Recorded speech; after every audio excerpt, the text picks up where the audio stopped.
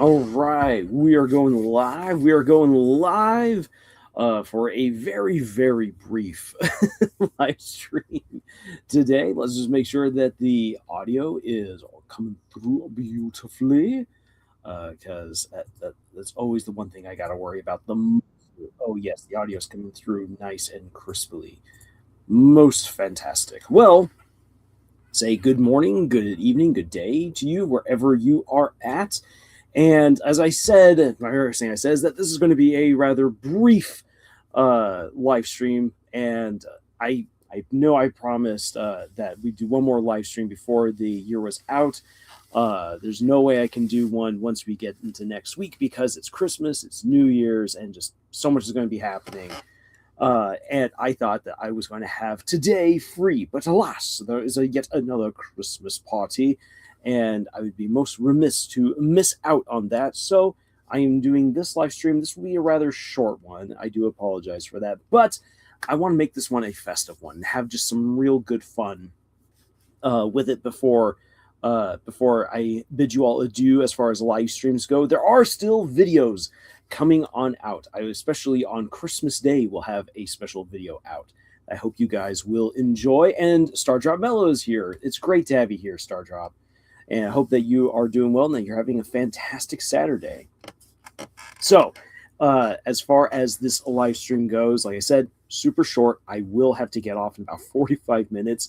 So, like, what can you do within 45 minutes? Oh, I can share some Christmas stories with you all.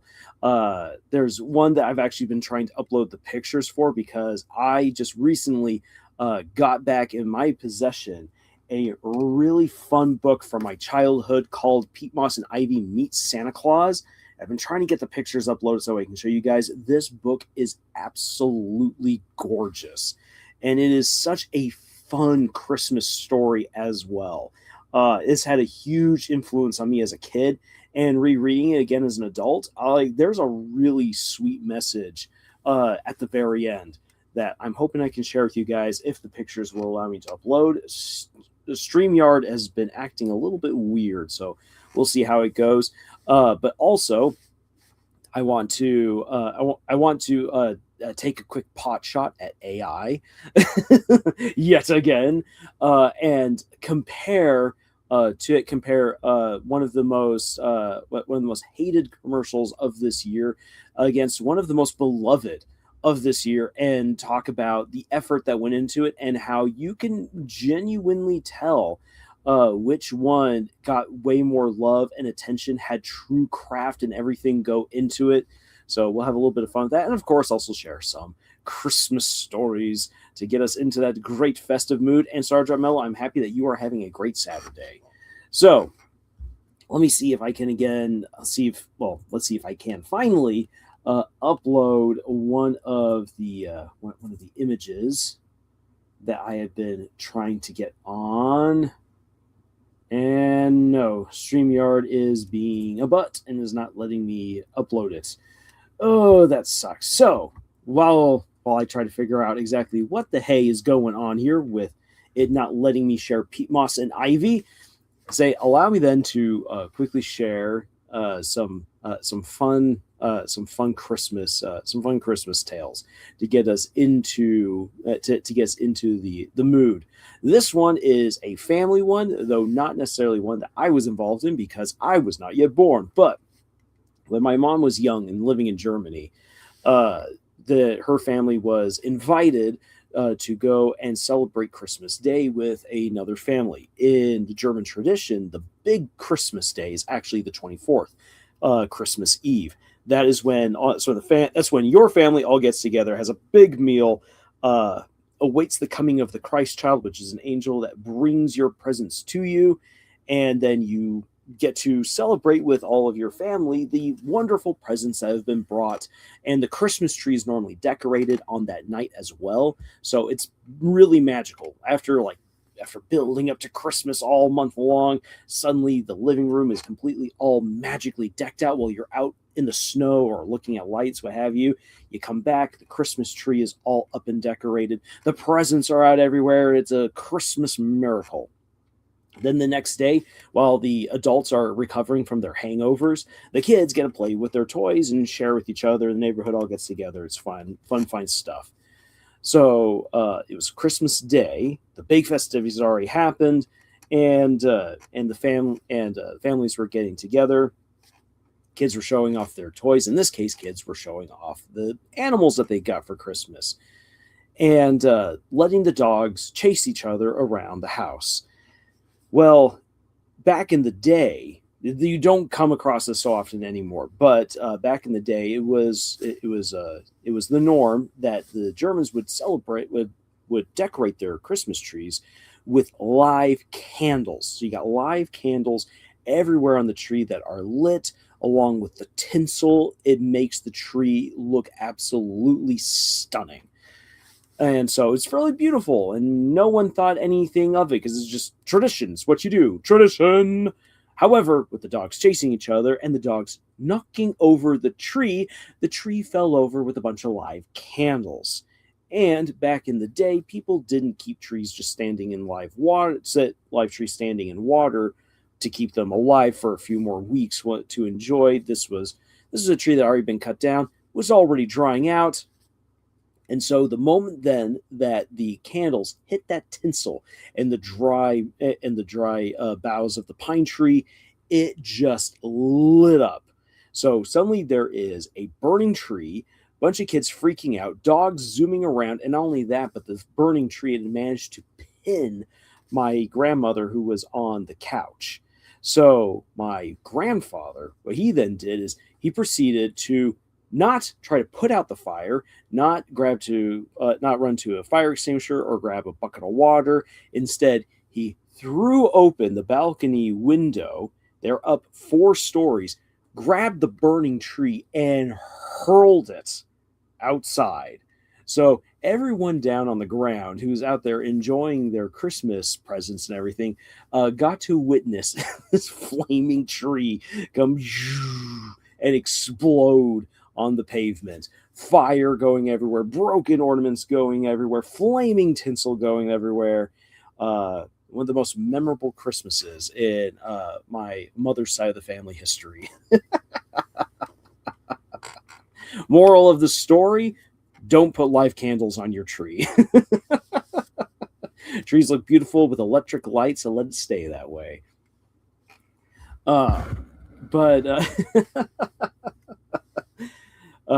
as far as my own Christmas stories go, I actually have had not too many wild Christmases. The most wild Christmas that has ever happened that I got to be a part of was I was helping my sister, my oldest sister Debbie, prep presents for the kids, and we were trying to get a present out of its bindings with all of its cardboard and the plastic ties and whatnot, and she was using a box cutter while I was using scissors, and for whatever reason, I think she's just because she was really tired.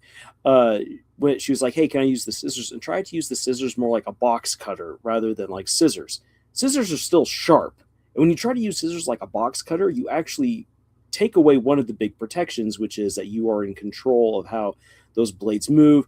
And she sliced open her hand. So it was a trip to the ER during Christmas dinner. Yikes.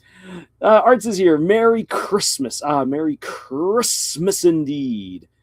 And as you'll see, I have the footage going from playing through the Holiday Manor and the perpetual Christmas decor going on there. And I really wish we could explore more of the holiday house. There's so many secrets there. I know there are. But got it. Instead, we are being railroaded to get to the secrets that are in Dessa's room. But aside from that wild story of my sister cutting open her hand, I really haven't been around for too many wild Christmases personally. Always had the chance to just be with family, enjoy swapping presents, getting presents first from Sankt Nikolaus, and the Christ child, and then getting presents from Santa Claus the next day. It's the beauty of having a multicultural family. You can mix and match all the Christmas traditions that you'll want, and basically get the best of all worlds. That's how my family's been rolling as long as I've been alive, and I love it. I love being able to mix and mingle and get the most Christmas for my buck. But when I was in grad school, one of the things I like to do to help keep the Christmas traditions of my family alive, because when you're just living out on your own, there's no family around to share those experiences with you. And Christmas traditions vary from culture to culture, from family to family. And if you want to keep your Christmas traditions alive, you got to be able to share them with other people. So what I would do is I would dress myself up as one of the South German Christmas figures, Knecht Ruprecht. Think Hagrid, but smaller, and he beats kids if they're naughty. Uh, I dressed myself up as Knecht Ruprecht, and I would go around from apartment to apartment on the night of the 5th, going to December 6th. This is when St. Nicholas, according to the German tradition, shows up and checks in on you and gives you fruit, nuts, and candy if you've been good, or gives you a switch if you've been bad.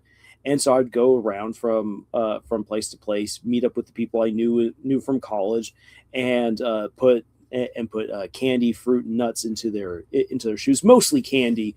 And it was always funny because there were a lot of people who were really embarrassed about how smelly their shoes were, and I was just like, "Hey, look, I only just have to put candy into your shoes. You're the one who has to live with the smell." Art says Chris must have loved hockey pucks growing up. I think that Chris just loved being an absolute gamer uh, growing up. Which say Arts, yeah, Arts. I hope that you enjoy the Desrail video when it finally drops. It's just most. I'll tell you this: most of the footage is already going to be of the time in the Holiday Manor, because there is so little that we actually have to go off of when it comes to Des and Azrael. Even Azrael from Undertale, like there really isn't that much footage. So it's like, okay, how do you then support an 18 to 20-minute long video with almost no footage of these two? Well, you make the most of the holiday footage that you've got from the game, which is going to be this kind of stuff. All right, so I got giant pears as a gift in the mail from my company this year. Say Christmas pears are nice. Christmas pears are nice, and say good juicy pear. Oof, good stuff. Absolutely good stuff. Uh, also, also as far as like Christmas goes, I'm thinking of Deltarune because I have this on up. One of the one of the one of the things that Deltarune, like that, still Christmas related, but I just got to say this. One of the things that I really appreciate that Deltarune kind of gave me the chance to do was create a story that played on an idea of mine going all the way back to when I was a little kid. So I loved helping to set up the Christmas trees for Christmas. That was nowadays my family gets a live Christmas tree, but back in the day we had a plastic one that we build. And in my really kid like uh, wonder of the season and putting this Christmas tree together, and also at the same time playing games like Super Mario Brothers, I thought to myself, wouldn't it be neat to have a video game or a story? But I thought mostly video game where you go through various Christmas levels of a Christmas world, and kind of like with Super Mario Brothers, you move along pipes, but in this case, like you go up the garlands or you go up tinsel pipes as you go from level to level along the tree up to the very top, beating the bad guys, and then eventually saving the Christmas tree. And it was a fun little idea as a kid. As someone who has no idea how to make a video game, and also as someone who is in his time as a teenager was pretty embarrassed of how hyperactive his imagination was. Those kinds of ideas got shelved, became dusty, never did anything with them until a few years ago while writing some cruisy fanfics. I thought how it would be a whole lot of fun to make a really like not necessarily complex, but a much larger Christmas adventure for Chris and Susie that was also like that old video game idea that I had as a kid. And so that's what I did. I wrote up a story, finally capitalizing on that idea of Chris, Susie, and Ralsei going to a Christmas dark world, and they have to advance up the levels of a Christmas tree, fighting against all of these different enemies that take the form of different Christmas ornaments and the likes, and a Krampus that is running around in the Christmas tree, and that the enemy is the angel on top of the Christmas tree. It is really fun to write. I actually think it would be fun to kind of go back and maybe expound on that a whole lot more, just because I realized looking back at it, like there's so much more I could do. Because the idea of turning a Christmas tree into a Christmas world for a video game is just, there's so much you can do. And I definitely did not reach the full potential that I could have, but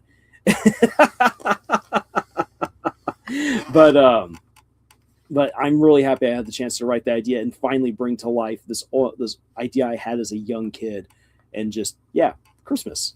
Art says, how we think some movie, how some movies are considered Christmas movies like Die Hard or Home Alone. I always consider Deltarune a Christmas game nowadays. What with the small town atmosphere and the holidays. And you know what? I can absolutely see it. And here's the thing: I'm hoping that we might actually get a true Christmas dark world. That would be neat. We've already gotten the Halloween one, the kind of the Halloween adventures in chapter 4, which were a ton of fun. And we've already had some references to Christmas in the dark world, thanks to Noel's room in chapter 2. But just seeing how much of an influence the holidays have on Deltarune, the story as a whole, hometown, the dark worlds, that would be really, really neat to see. The one thing though is because two of the dark worlds were definitely opened by December. It's interesting to note how little Christmassy stuff is in there. So it goes actually kind of show that December herself, Des, was truly a rebel within the family, that there's so little Christmas that comes through the dark worlds that she herself opened, while the other members of her family more openly and readily embrace the idea of Christmas. See that's a whole topic for another video right there. Man, I'll have to do that at some point. Wasn't chapter 1 released on Halloween? Yeah. And yeah, that was fun. And the whole like going into the dark zone and the fight against Jackenstein, just great Halloween fun right there. And also on the note of things that we consider Christmas movies, like Home Alone is absolutely a Christmas movie. Is Die Hard a Christmas movie? For a lot of people, yes, and it uses the Christmassy atmosphere. So you know what? I'm not going to say it isn't. What I learned recently is that a lot of people actually consider Master and Commander a Christmas movie, which, for those of you who don't know what Master and Commander is, it's a movie about the Napoleonic Wars, two ships playing a very deadly game of cat and mouse in the Atlantic and swinging around South America all the way into the Pacific to continue their duel. Like, you're like, what is Christmassy about this? But some of the music that is had in the movie is actually old Christmas music. So go figure. Maybe that's the reason why. It didn't register until someone pointed out. I was like, wait a second. Oh my gosh, you're right. There is a bunch of old Christmas music in the movie used to like heighten the tension or the emotions of certain scenes. So I guess. I mean, I personally wouldn't call it a Christmas movie, but my family's been joking that we need to watch Master and Commander to help ring in Christmas. Master and Commander, a Christmas movie. Dark Worlds in chapters 1 and 2 and 4 were deaths because some of the Darkners, like Clover, talk about boys and sports. Okay, so Arts, I want to hear from you, and of course anyone else who is interested in chiming in on this. Was the Dark World of chapter 4 actually opened by deaths? I thought so until working on the this Desriel video. And the thing is that as I was thinking about, like, okay, then, so if Des opens this, we'd obviously get all these other nice subtle references to December holiday throughout the story. And if my analysis of the battle with Miss Mizzle is correct, we definitely within chapter 4 get a good reference towards December that would have been very private for her. However, I am a little bit more convinced now, or at least I lean, maybe not convinced is maybe convinced is not the right word to use, but now I'm beginning to lean a little bit more towards that it was probably Father Alvin who opened the Dark World in chapter 4.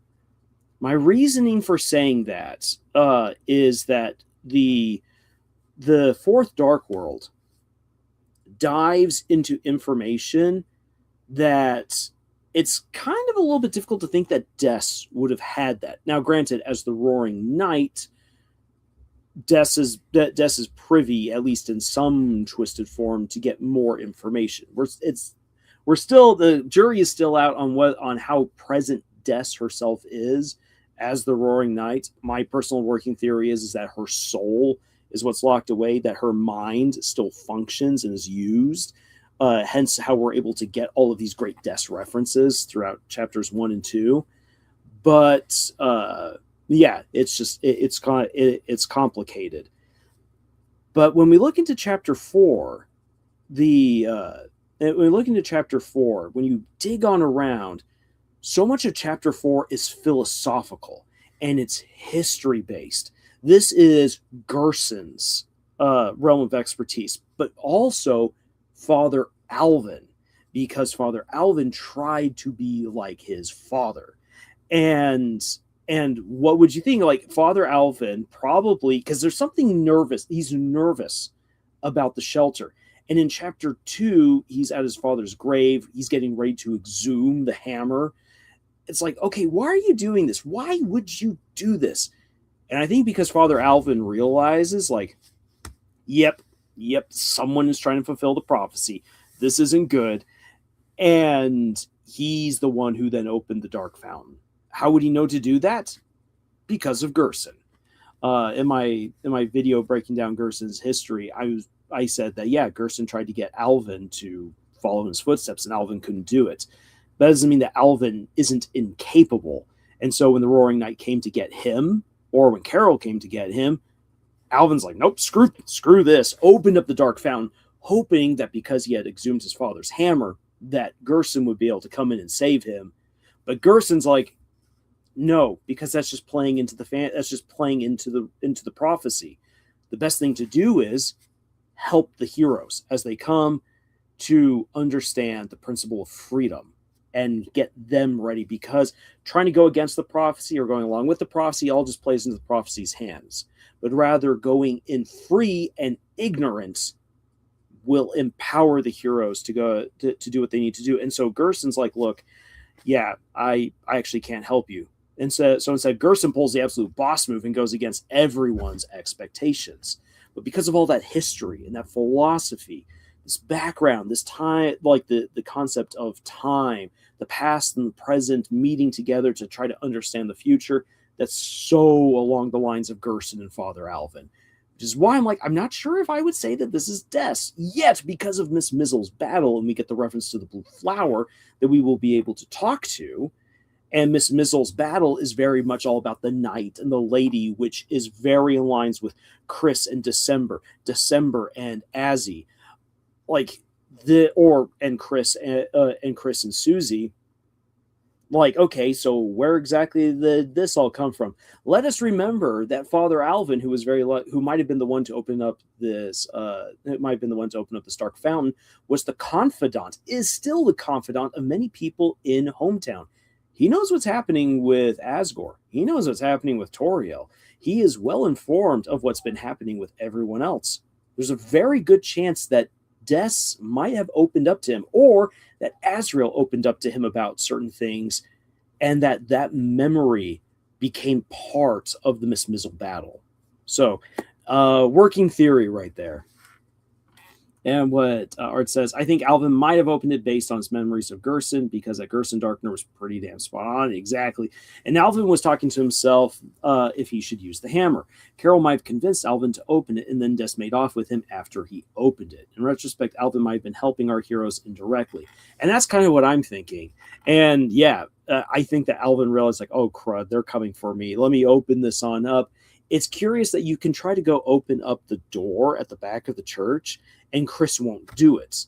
So the question is, like, is the Roaring Knight back there with Father Alvin? Is Father Alvin hiding, or is it just the Roaring Knight and Father Alvin's already been taken? Because there is the Deltarune symbol, and everyone has been applying it to Toriel, but what if the Deltarune symbol is actually far more apt towards Alvin, and that Alvin is one of the three people who's meant to be sacrificed, and that Toriel's just been a red herring this whole time? But something for us to consider. I still say that it could be Des, just because Gerson was December's teacher and his personality could be based on a perspective of him. And that's still also a very good possibility. Like, which is why I had to amend myself and say I'm not necessarily convinced, but I am leaning towards that it was Alvin who opened it. But there's still a good chance that Des was the one who opened it, especially because the Roaring Knight has come there, obviously, to kidnap someone, whether that be Toriel or Alvin. And so it just makes sense that Des would probably have been the one to originally open the Dark Fountain. Also, let us consider that there's actually multiple Dark Worlds going on. There's the Dark World right through the threshold, and then there's the Dark World in the chapel. And so another thing actually to consider is, what if Des was the one who opened up the Dark World in the threshold, and Alvin was the one to open up the Dark World in the chapel, and Susie's then obviously the one who opens up the Dark World again to connect to the chapel? We've got Dark World inception going on here. Oh boy, this would be very interesting to go through again and try to solve that mystery, because it's a fascinating mystery. Anyways, because again, this has to be really short, this live stream, and I'm watching as the time is ticking away, because I got to get back to doing some baking and getting everything ready to go on over to the last Christmas party before December 24th for me. I do want to take a moment to compare two different Christmas ads and use it to, again, dunk on AI and to extol the power of great, genuine storytelling. So, there is the Coca-Cola Christmas ad. Oh boy, we need to take a look at this. And then we need to take a look at the Intermarché Christmas ad, the one that you've probably seen with the Christmas wolf. If you haven't seen it yet, this thing is just absolutely adorable and amazing, and it needs to be seen.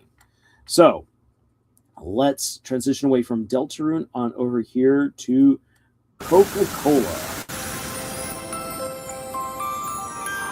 I think all this is AI made. All right, so First of all,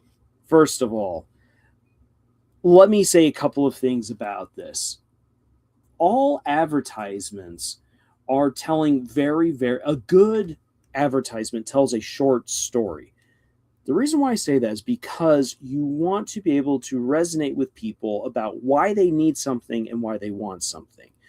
Everyone already knows what they need and want.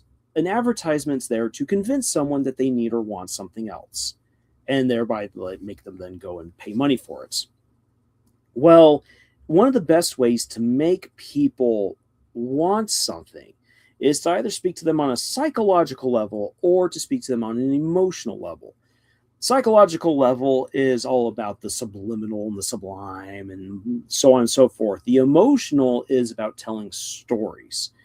When it comes to Coke, because Coke is no longer allowed to put addictive additives into its mix, although that might change in the very near future, considering how America is rolling back all of its consumer protective stuff. Coca-Cola has to rely more on its emotional pull. And so Coca-Cola has actually done a really good job of telling very brief short stories, especially with their Christmas ads, of getting people to think about Christmas, why Christmas is so great. What can they see in Christmas that they want to have in their lives, and how can Coke be a part of that? It's all emotional, and it's very brief, beautiful storytelling. If you look back at the old Coke commercials, you will see little short stories, and it's really, really great. This ad right here has no story to tell. And the moment that you realize that, it's like, oh, it suddenly ceases on any level to register with you. Because even if it had a story, even though it was made of AI, maybe it could connect. But the moment that you realize that there's no story, the connection is instantly lost.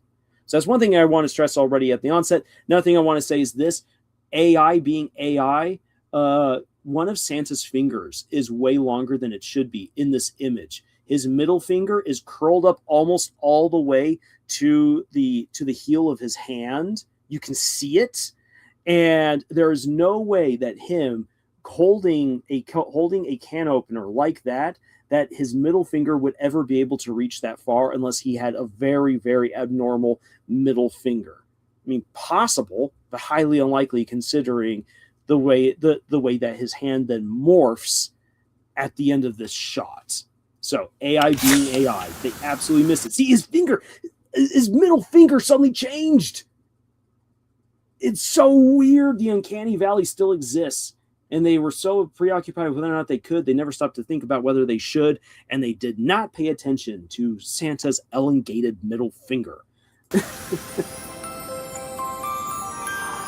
And there it rolls, the wheels. You don't even see the wheels turning. Oh, man. Oh, well. Okay, wheels actually turning there. And then, what's up with that? What's up with that music? Cheaply made AI commercial. Yeah, well, you know what? They were bragging like, we made this commercial for $1 million. $1 million? $1 million, my foot. They also bragged about how it only took them a month and 5 people to make this happen. And I'm like, I can tell. Look at those soulless animal eyes right there. A doll has more expression. There's no reason they couldn't do this live action for some reason. Yeah, or just do it with decent CGI for this kind of stuff. Okay, penguins, hedgehogs, everything. Those hedgehogs look exactly identical. Nothing right there. But okay, so you ask yourself, so far, what is the story? Santa is coming to town, or Santa is sending Coke his way. Santa cracks open the bottle. Santa puts a little car in the middle of a little Christmassy neighborhood, pushes it along. We cut to polar bears. We cut to penguins seeing trucks on the ice, and then we cut to hedgehogs. Hedgehogs are really cute. Penguins are really cute. Polar bears are cute from a distance. So, yay, cuteness, cuteness, cuteness. What does any of this have to actually do with one another, other than that we're seeing snow and Coke? But again, there's no story yet. And there will be no story. Is that supposed to be a badger or a panda? In any case, it looks really bad. Okay. So now we got all of the trucks. Okay, so we were in the north. I guess we were in the North Pole. Now we're coming. So Santa's sending the Coke trucks into town. But wait, now we are in the rainforest with a sloth. And again, a very poorly done sloth. Very poorly done sloth. Okay. All the seals look the same. Praise to the Coke! The praise to the Coke! Seal clap because AI is so great. Or. Oh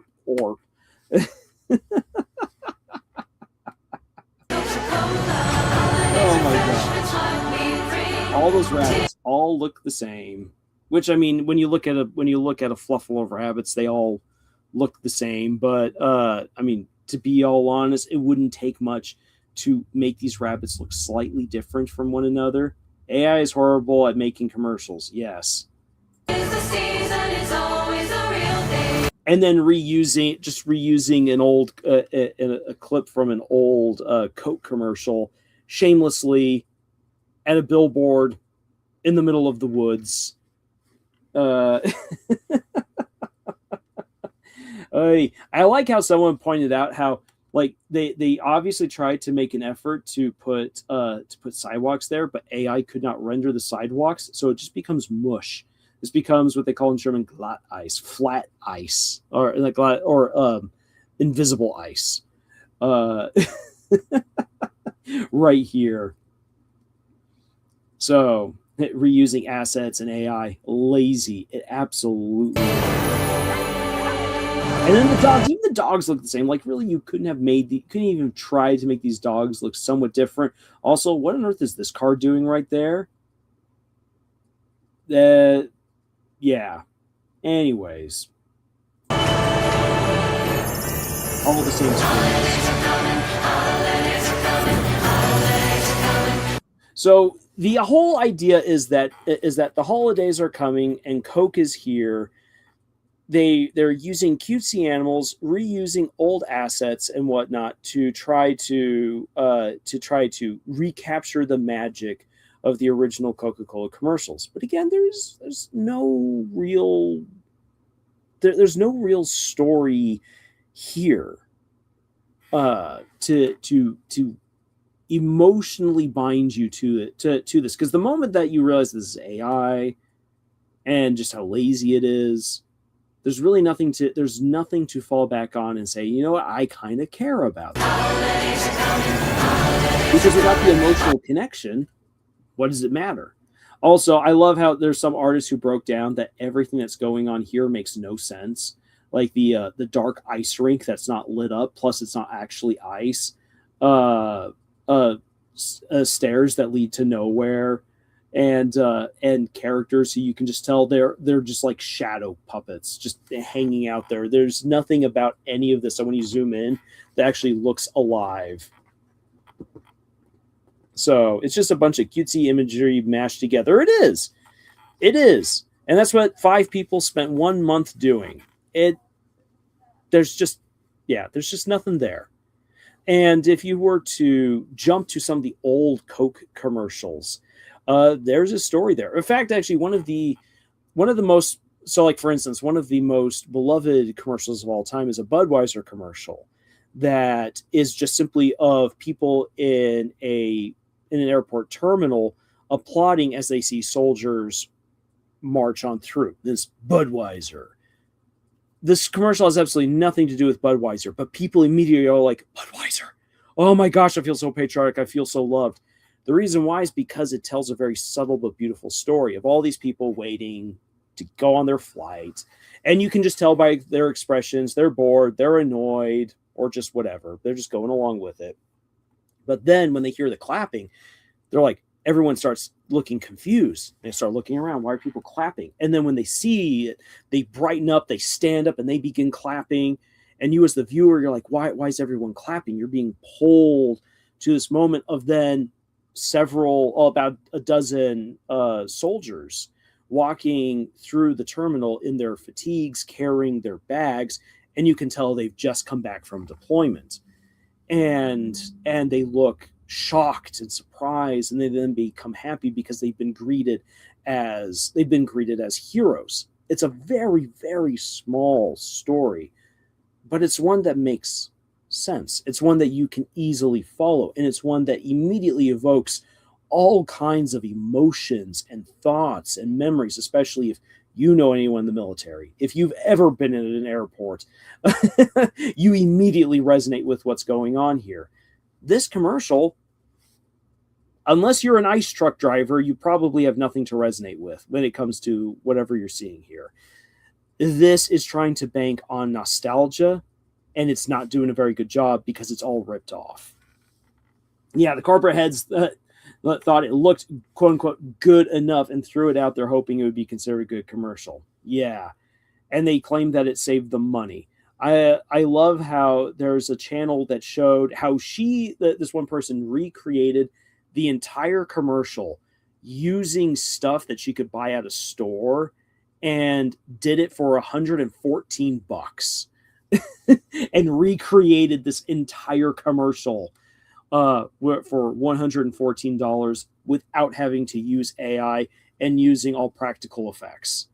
So if one person can do that in a few weeks for $114 and get more heart put into it, you bragging and saying that only cost $1 million while using 5 AI commissioners, no. Also, on top of that, what was the environmental damage that was done? Because AI data centers are just an absolute plague on the environment. And I just got to say, it annoys me to know that in my city of Tucson, there are 2 data centers that are going to be built, and every normal person in Tucson is like, why? There's protests. There's all these kinds of protests going up because we live in a desert. There is no water. These things consume water. It's like, why? You're going to destroy what little water reserves we have left. And for what? For these massive things are just going to pump exhaust and toxins into the air and into our water, into what little of our water supply is left? The answer is no. Get this out of here. Ugh. But AI companies need to somehow prove their worth, and I honestly wonder what kind of money is going on behind the scenes for this particular commercial. I mean, people are still going to buy Coke. This didn't prompt any sort of resistance and boycott to Coca-Cola, but Coca-Cola's lost the magic. No one's going to be looking forward to the next Coca-Cola commercial because they're going to think it's AI driven. It's such a shame. So let's then actually focus on a commercial that did it right. So this is a commercial for food.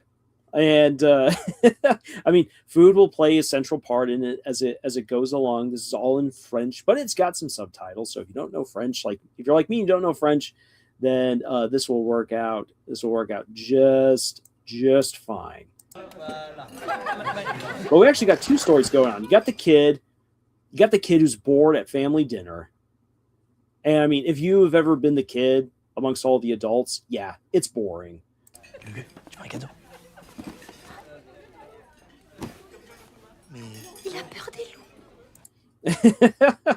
So you got the guy who's going to come on over here, is going to make the kid feel better, and apparently doesn't do so because the kid doesn't like wolves. So we've already got a little bit of a story going here. Family Christmas dinner, kids bored at dinner, either the dad or the uncle or an older cousin, maybe a friend of the family, who knows, we don't know. But he recognizes that the kid is not loving life, and so goes on over to give the kid something fun, a wolf. And the kid's not having it because the kid doesn't like wolves. Okay, so we got a story going on here. Love it. How about the Wallace and Gromit Christmas ad? You know what? If I had properly prepared, I would have brought that up, Tyler Goodman. But that's actually really good to bring on up. Wallace and Gromit. Wallace and Gromit, great stuff. AI as a tool, like anything, has potential, but the tech is too young and needs to be refined.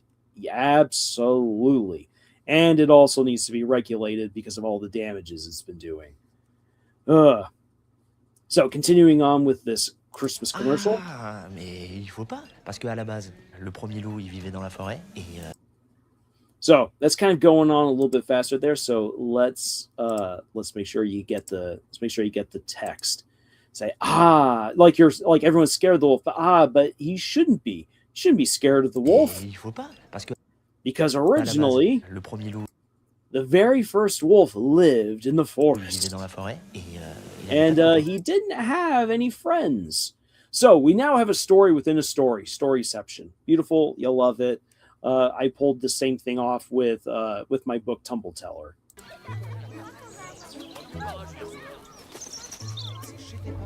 So here we have a whole bunch of cutesy animals getting ready for Christmas in the middle of the forest, highly reminiscent of Rudolph the Red-Nosed Reindeer.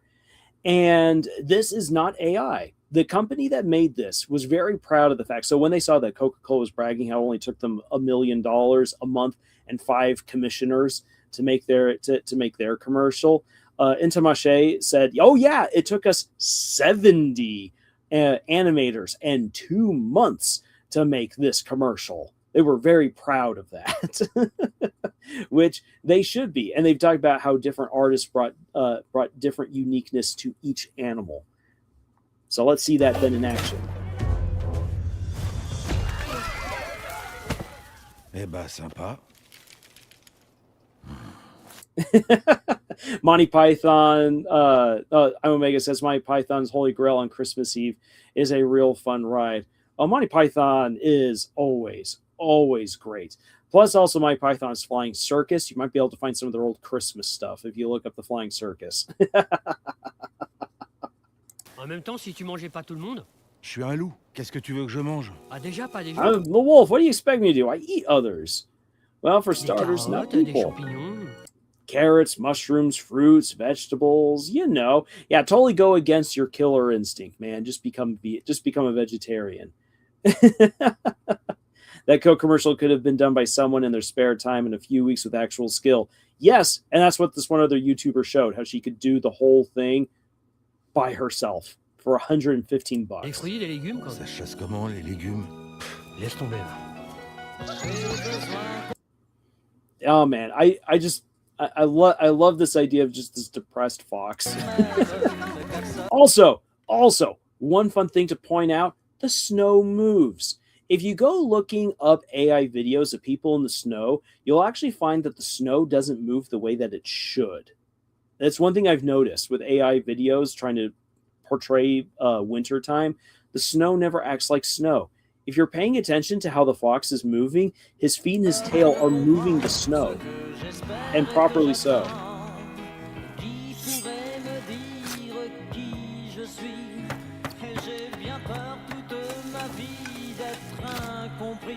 His first attempts, absolute disaster.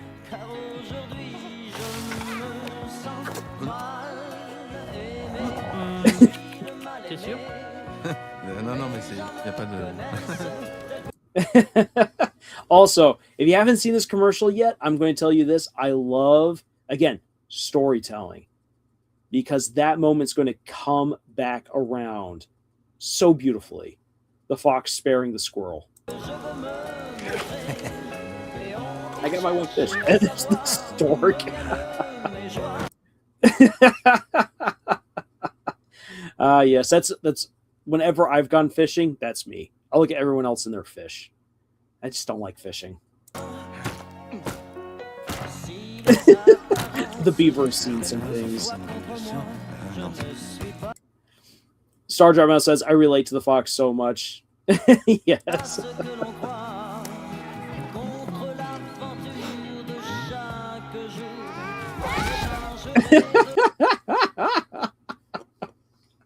I love it.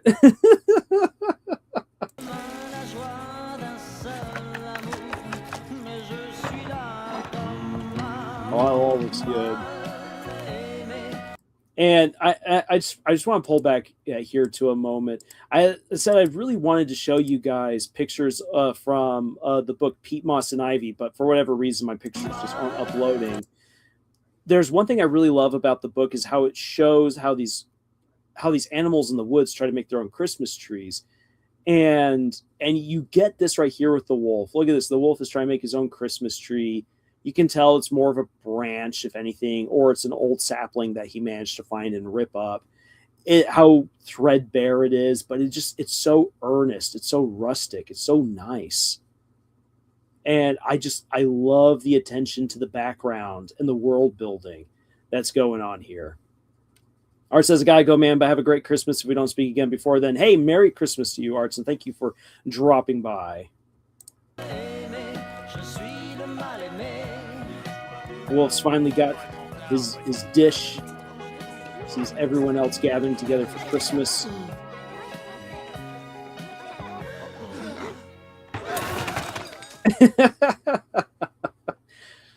You're expecting a Christmas miracle, and then everyone runs off. But then we come full circle. It's the squirrel that he spared.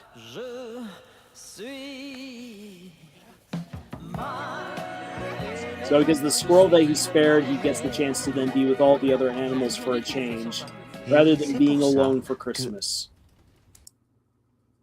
And so the fox, I keep wanting to say fox. The wolf finally gets to have his time with spending time with everyone for Christmas dinner. That's the end of that story, and we then come to the end then of the human story. The kid has fallen asleep hugging the wolf, and everyone else has just been listening. We all have a reason to eat better. So it's the commercial. The commercial wants you to go get food and eat good food. And it does it by telling a story. We've got two different stories of the guy trying to get the kid to feel more involved and accepted at a family gathering, and then telling the story of the reformed wolf finally having his chance to be there with everyone else for Christmas. And it starts with Mel says, it's sweet. It's so beautiful. It really is. Like when this commercial first premiered, it exploded in France. It was then uploaded onto the internet, and then it just started sweeping everywhere else. Everyone who's seen this they just smile. Whenever I've had the chance to share this commercial with anyone else, like in person, you just watch them smile by the end, because it's so sweet, and it's a cuteness and a sweetness that's earned through the fun storytelling that's being done here. That's how you get the emotional. That's how you get the emotional impact of a commercial. If you can't go psychological, you go emotional. How do you get the emotional? You tell a story. And all good commercials that tap into that emotional side all tell succinct, good, short stories. So, if there's any sort of writing challenge to give people, I'd say think about a good short story that you could tell for Christmas. I'm already going a little bit beyond what I know I should, because I have to start getting ready for the next party. But let's just see one last time if I can get an image uploaded for you guys. Darn, I can't get the image uploaded for Pete Moss and Ivy. That's a real shame. That's a real shame, because I really wanted to share with you guys. Pete Moss and Ivy for Christmas, because it's just such a fun book, and it really is an inspiration to me as a kid, and just rereading again as an adult. It's a kid's book, but it's just so good. So I think I'll leave off here with reading a part of the story. And I wish I could show with you guys the images. The images just aren't uploading. But the story of Pete Moss and Ivy are of two chipmunks who are told by their friend, a squirrel, that Santa Claus isn't real and that all of your presents are brought to you by your parents. And so what they do is they try to find out if their letters actually do go to Santa, and they end up themselves accidentally getting shipped in the mail off to Santa Claus. And so they get to go to Santa Claus's workshop, and Santa shows them around, and they have a good time. It's all really sweet. And then Santa Claus, as he's taking them back home, says that he's going to be bringing their friend, the squirrel, his name is Hickory, some skates. And they're like, how did you know that he wanted skates? And Santa says, it wasn't too hard to figure out. Santa said, Hickory told me himself. He pulled a letter out of his pocket and showed it to the chipmunks. Dear Santa Claus, could you please bring me a new pair of ice skates, please? Thanks, your friend Hickory Gray Squirrel. P.S. Can I have a new hockey stick too? Then Hickory believes in you after all, said Pete Moss. Yes, said Ivy, but why did he say that he didn't? Maybe he thought it wouldn't sound smart, said Santa. Some folks think it sounds smart not to believe in things. And with a wave and a chuckle, he was off, on his way back to Snow Mountain. So long, he called. Merry Christmas. So, what I really like about this now as an adult, reading it, is how you've got Santa right here saying some folks think it sounds smart not to believe in things. Whatever your tradition or personal beliefs are around the Christmas season, I find that it's important to still believe in something. Like, as an adult, yes, I know the reality behind Santa Claus. I've even had the chance to talk to people and learn from historians about the incredible yet convoluted history of Santa Claus. You find all these hundreds, if not thousands, of amazing traditions around the world regarding Christmas.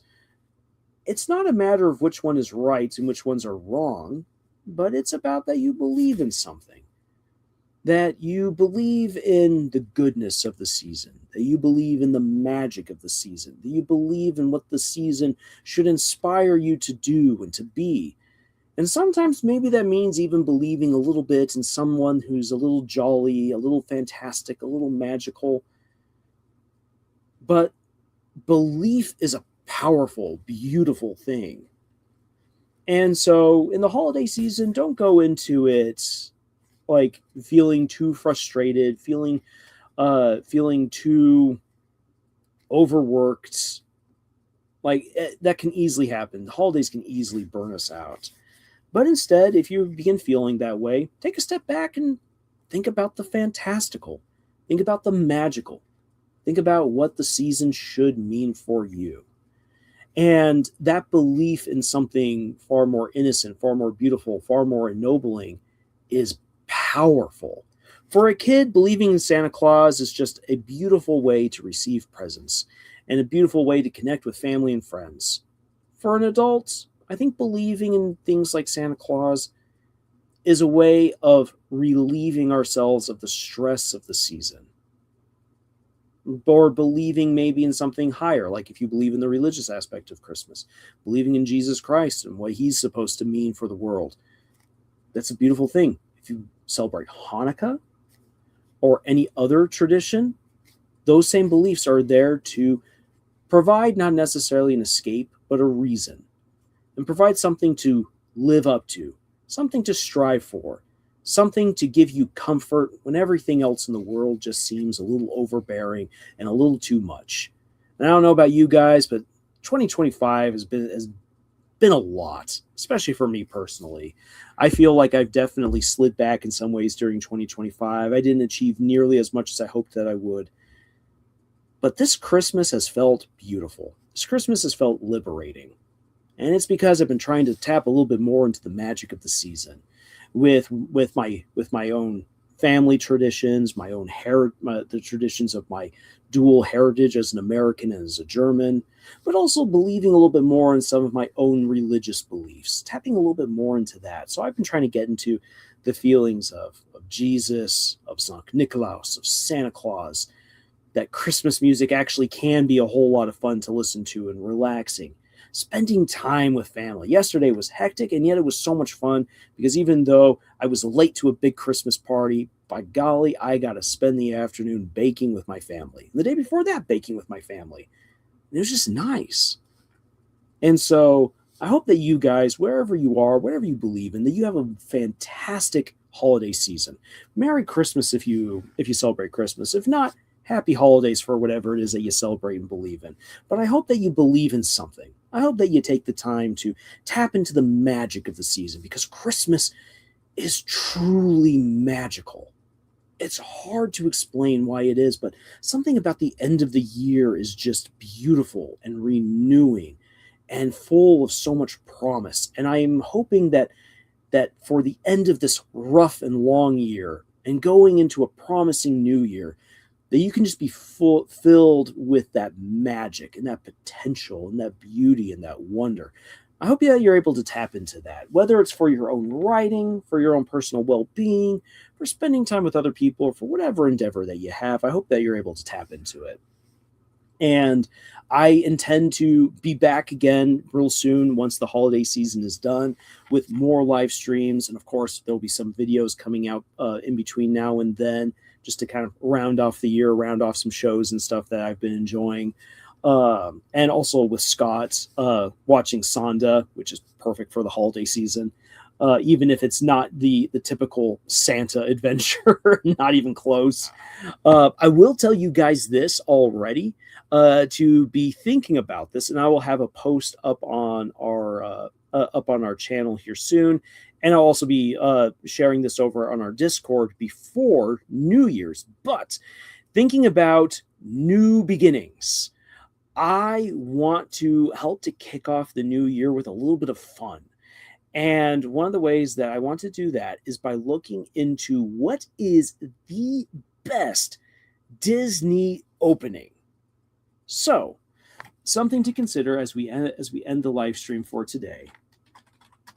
What is Disney's best animated opening for a movie? I don't want your answers right now, but I want you to think about that. Because there is a way, because it's a very subjective question, but there is an objective side to it as well. And so one of the things I want to do when we come back for our very first live stream for the new year, I actually want to talk about what people think is the best opening for a Disney movie. Get the subjective part on out there. Let's all share what we love and what we enjoy. And I think we can have a whole lot of fun with that. But then I will also objectively prove which one of Disney's animated openings is the best. Objectively, not just subjectively. And I'll already tell you this, it does not align with what I personally believe is the best Disney opening. The one that I love the most is objectively not the best opening. So don't feel like I'm going to call anyone out, because I'm already going to tell you this. My favorite Disney animated opening is subjectively my favorite, but it is objectively not the best. So that will be one of our very first things that we do coming into the new year. I'm also going to be sharing with you guys a lot of plans I have for the new year to seize 2026 and make the absolute most of it. And I want to share that all with you guys when we get to that time. So with all that being said, everyone, thank you so much for joining me on this somewhat impromptu, I know, very short live stream. It really means a whole lot to me. And thank you for sticking with us throughout this long year of 2025. I hope that all of you have an amazing rest of your day, morning, evening, wherever you are at. And Merry Christmas, Frohe Weihnachten. And until the next video, y'all, tschüss.